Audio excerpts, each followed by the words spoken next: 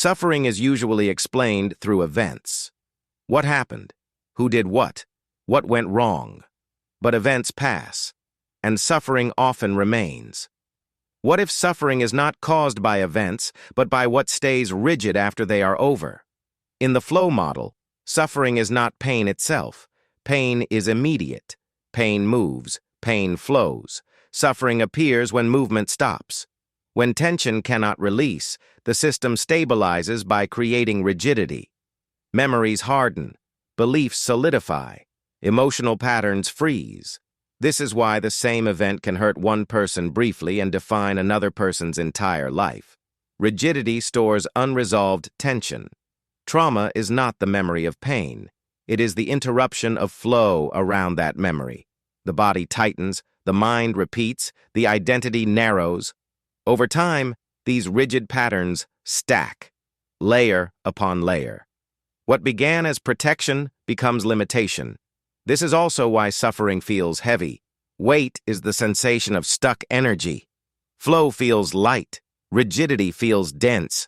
Healing, then, is not about fixing the past. It is about restoring movement. When flow returns, the system reorganizes naturally. Memories lose their charge. Identity softens. Life regains flexibility. You don't heal by forcing positivity. You heal by allowing flow where rigidity formed. Suffering is not a punishment. It is a signal that something wants to move again. Flow model understands suffering as accumulated rigidity formed when tension could not release. Restoring flow dissolves suffering at its root.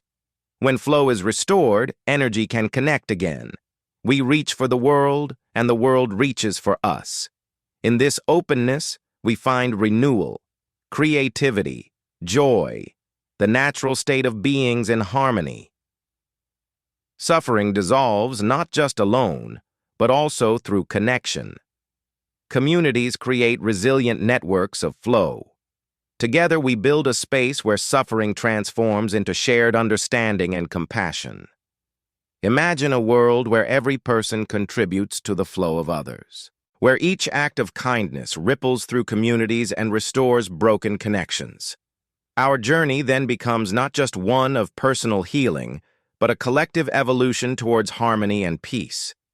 When we embrace flow, we tap into the infinite well of potential within us. It is the foundation of a flourishing world. Together, we can create a symphony of life where every being is a note in a grand melody.